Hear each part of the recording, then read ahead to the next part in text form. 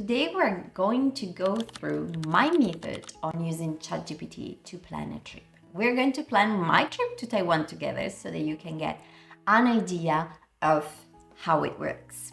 What I'm actually going to share is how I planned a 2 weeks itinerary for visiting the entire country. This itinerary will cover a 14 days period of time where I'll be traveling around Taiwan in general, and I'll be stopping in different places. So it will have to include the transportation, accommodation, things to eat. At this point, you're pretty much set when it comes to the attraction places you want to visit, and you have kind of an idea of an itinerary. You could at this point start to browse the internet, booking and so on to decide your accommodation. But I found that ChatGPT here can also help narrow down the area also where you want to stay, because accommodation can be very generic and you might find very cheap accommodation in a big city like Taipei without considering how your itinerary is moving around. So you might end up being in an area of the city that doesn't make sense with your entire itinerary. So I found that ChatGPT can actually help giving options suitable for my taste, for my needs, that make sense with the itinerary. And from that on, I would open booking.com, for example, through the links that ChatGPT provides, so that I know the area where the place is, and maybe find also other options if I'm not happy with the one that it suggested. Another thing I would do also is to kind of ask for suggestions for dishes, snacks, and foods that I might like to try. Now, of course, a lot of them maybe you already know, especially if you want to visit a country. Usually you have an idea of what's interesting to try, or maybe not at all. This is also something where AI can truly help give you, a summarize of, in southern Taiwan, it's best to try these dishes, or maybe there's some seafood, a specialty dish that you can only find in that specific location, that specific place. So what I would do is I would also ask for recommended food for things like breakfast, lunch, dinner, and snacks. So just have an idea. It's not like I have to follow step by step what it tells me, but I might notice something that I might be interested to try, and I already know where I can find that specific food along my itinerary, so that I don't really skip on the foodie part, because honestly, food is one of the main reasons I like to travel. I like to taste all the world. If I could, I would like to taste the entire world. What I will ask is to add a column for each one of my requests. And one would be add 2 columns to the itinerary. To one column, add suggested accommodation or lodgings by choosing the best options for reviews on different websites, platforms, and blogs online. So I'm asking for accommodations with good reviews. Accommodation and lodgings should be booked through booking.com. Now there are hundreds of ways to book accommodations, and if you're looking to things like Airbnb, you want to use or Agoda, there are other ways. I usually like to use booking.com because that's the most convenient for me. Please provide links to the suggested accommodations. Give at least 3 options for each stay, so I kind of have a variety of ideas. At this point, you want to tell it exactly what kind of accommodation you're looking for. Is it a hostel? Is it a dormitory? Is it a hotel, luxury hotel? Is it a private room? Is it a shared bathroom place? Is it for 1 person, 2 people, and so on? And of course, also the budget. That is very relevant. So I asked for accommodation budget for 1 private room with private bathroom for 2 adults, 1 bed, because we're a couple, is a maximum of 80 euros per night.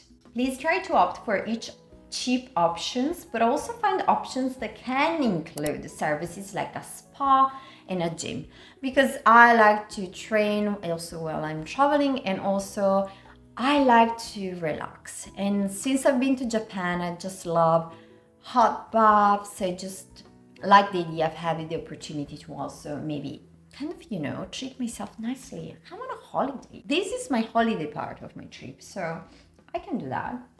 If services require a budget above the requested one, please don't give options with the extra services. In that case, you can also decide. For example, I sometimes prefer to keep my budget for the accommodation lower and then decide that maybe in one occasion or one place that maybe has, I don't know, hot springs, then treat myself a little bit nicer and spend a little bit more to have the extra service, but maybe not like on every day during my holiday.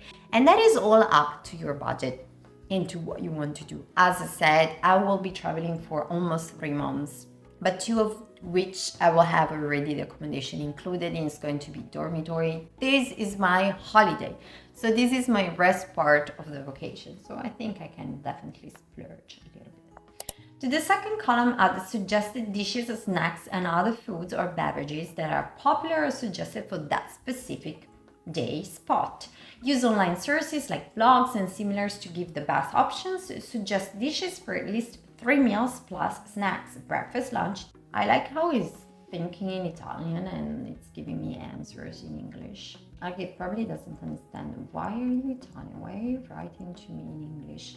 And I'm making me think in Italian and then having me answer in English. I actually love looking up at the way the AI thinks and how kind of it looks through all the sources to find the best answers. It's brainstorming with another AI, with someone else. It has given me, as you can see, day 1, original itinerary, the weather safe alternative, the lodgings on booking.com with my required standards. And it's giving me 3 options as I requested. And it's telling me, okay, option 1 has a fitness center and it's the most expensive one. Option 2 is just basic. The last one is the cheapest, basically. It's also telling me what are the best food options. So it's telling me that for breakfast, soy milk and youtiao at Fuhang soy milk is a great option. Beef noodle and Yongkang beef noodle. So it's also telling me where to eat it, which is a good starting point, but I wouldn't fix too much. Like, when you travel, don't fix too much to the one place you have to try that thing at. It's something that I never quite understood, and unless that's really something they only do there. Imagine you're in Italy and they're telling you, oh my goodness, if you go to Italy, the only place in the entire Rome where you should have pizza is that one restaurant. Like, are you joking? There's so many restaurants that make pizza in Italy anywhere that it's crazy to just have to say, oh, you have to try that one and that one only. Now, if you can make it, yes, but please try not to go crazy at trying, no matter what, that one specific place. I think it doesn't really make sense because some of the best places I've eaten, they were completely random. I was in Japan, in Kyoto, the first night. We didn't know where to eat. We didn't even feel like looking on TripAdvisor. We just stopped at some places like, okay, this looks yummy. Let's try it. Let's try places. Like, not everything first is reviewed or recommended online. There are a bunch of local places that sometimes are best asked to actual local people to get a suggestion. This is just an idea. That's why I'm more into asking suggestions for dishes and things to try, but I don't really ask much about the specific places where you want to try them. Unless you could go a step further and ask for your itinerary to give you restaurants or places options to eat during your itinerary. So, for example, it says to do the Beitou hot springs. I'm going to be in Beitou for that specific day. You can ask, okay, I'm going to have lunch there. Please give me an option for a restaurant or a very good place in that area. That can be useful. Otherwise, just go by heart, look at reviews online, but don't fix too much. Like, it doesn't make sense if you're in a specific part of the city, having to cover miles and miles just to try a specific dish in a specific place, unless it's something you really, really want to do. In my opinion, of course. I think it already actually gives you the option that it's giving me, location-wise, are about places that are close to the place where I'm supposed to be during the itinerary at that specific moment. Guys, I'm so looking forward to eating Taiwanese food. I love Chinese food. Well, I love all foods, actually. I'm quite a foodie, but Taiwanese food, I'm very curious to see how it's different from Chinese food. Well, technically speaking, they're probably very similar because Taiwanese people basically are Chinese, but I'm very curious to see how the different takes on the same dishes can change over time. So you can open the links and start to get an idea of the area. So I like to use Booking, as I said. you can start by one night, and then I want only places with good reviews, private bathroom. You also get an idea this way of how far places are from what you need. You want to hike this area. It might not make sense to find a place here because it's very far. And you know that the transportation is going to take a long time. But if you just use the map, you can kind of go, okay, this is close enough, has good reviews, and then you can open it. You can check it out a little bit. So that's just a starting point. And this is kind of the core of how I plan my itinerary with ChatGPT. And that, of course, is just an idea. It is also up to you to what kind of person are you? Are you the type that needs to have everything planned, meal by meal, day by day, stop by stop every single day? Or are you the type that is willing to adjust? Also, do keep in mind that in this case, my itinerary is for 2 weeks after I've been already 2 months in Taiwan. So I know that some of the things I've already seen and maybe my partner might not be interested into. So some of those things might completely be deleted. Just a very general way where you can start, and then you can add on and modify things however you like. 2 last things that I find that can really be helpful to use AI with is to ask for relevant information and useful things that you might need once you're traveling in any country. 2 things usually: transportation methods and payment methods. So with transportation, I will ask, what would you say is the preferred transportation method to travel around Taiwan in September? Should I rent a motorbike, a car? Should I use public transportation? Of course, it's going to tell me, because of the period, Taiwan's typhoon season, rains, occasional high winds make reliability and safety your top priorities. So it's telling me for public transportation, you can take metro, high-speed rail, intercity buses, conventional rail, and it's telling you the pros and the cons. And then it's telling you all the information for each transportation method: rental car, and then motorbikes. I do like using public transportation the most. Unless there is a specific reason for me to rent a car, I would usually rather use public transportation and maybe rent a motorbike for shorter period of times. Say maybe it's a very isolated area and I want to kind of visit different places, then renting a bike or a car can be useful. But if I'm traveling between cities or places that are easily reached by public transportation, I think it's the easiest. So at the bottom line, it tells you kind of what is your best option. And you will also have to keep in mind that you might need a specific license. You need an international license to travel to Taiwan. And I would have to request it here, pay for it here, and then have to request it over there. So it's not that obvious. Sometimes if it's not necessary, it's just easier to go with public transportation. And finally, payment methods. That is so important. You want to know if you're going to need to use cash, if you can use credit cards, if they take phone payments or any kind of other electronic payment. For example, when I was in South Korea, we used to use this card. I don't remember the name of it, but I will try to pop it up over here, to use it for public transportations. And sometimes I think you could also use it for payments inside of like mini markets. When it comes to places like markets and so on, it was most common to use cash. But if you travel to places like Thailand, everywhere they use phone payments, and so do in China. In Taiwan, the Trio Easy Card, cash or credit or mobile card, will cover virtually every situation. Easy Card iPass is a contactless stored value card. You can use it for the MRT, buses, the railway, etc. You can load it and it's giving you all the information.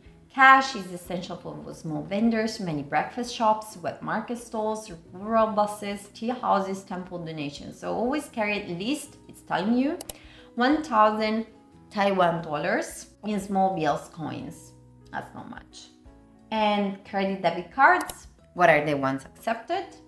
At 90% of mid to large shops, restaurants, hotels, and malls, etc. And finally, mobile wallets like Line Pay, Apple Pay, Google Pay is increasingly accepted in convenience stores, chain cafes, night markets, and so on. But it might not be everywhere. In China, for example, you can pay even small stores, like you can literally pay anybody with just WeChat Pay. you don't need cash anymore. But it depends really on the country. So it's telling you that a combo is your best option. I would probably, in this case, use credit or debit cards for the main payments, like hotels, so accommodation. Maybe if I am in a big restaurant, I will use it as well. So whenever I can, I would probably prefer that method or the mobile wallet one. I use mobile wallets a lot in Italy. That's basic. I never take out my credit card anymore.